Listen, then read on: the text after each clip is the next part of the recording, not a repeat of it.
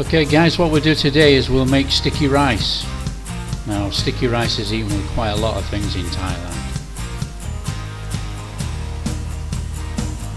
So what we need to do is take our glutinous sticky rice and we need to rinse it about 4 or 5 times, maybe more. All we're trying to do is take the starch off the outside of the rice. So we're going to keep rinsing it, and as we rinse, just run our fingers through the rice grains, and this will actually help loosen up all the starch on the rice, make it a bit quicker for rinsing through and draining. So we need to keep rinsing until we have clear water.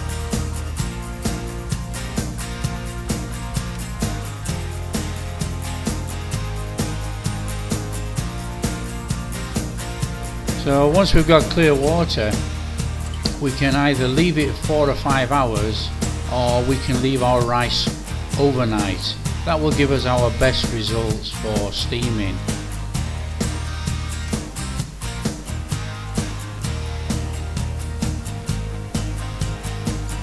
Now I've left mine overnight. This is the next morning.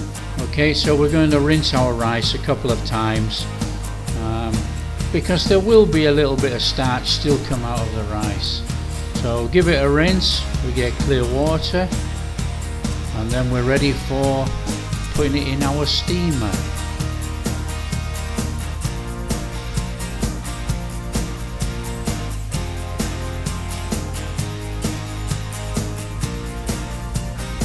So for the preparation of our steamer then, what we need to do is we need to wet the steamer cloths. This will help prevent the rice from sticking when we're steaming in the steamer. So wet the cloths and then line out the steamer. Then all we need to do then is just add our rice.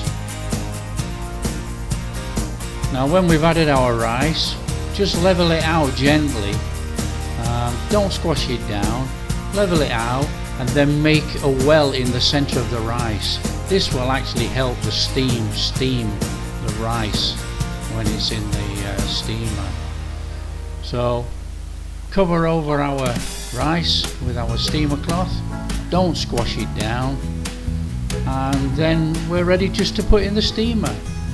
So what we'll do, we'll steam for about 30 minutes.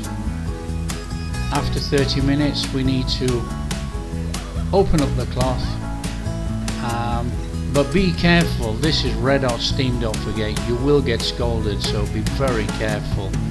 And then what we need to do then is just turn over the rice gently. We do not want to break the rice grains. So turn it over gently and then level it back out again and re-steam for 15 minutes, and then our sticky rice is done. Right guys, if you like what we're doing, making real Thai food, don't forget like and subscribe so you don't miss a recipe, and we'll see you next time.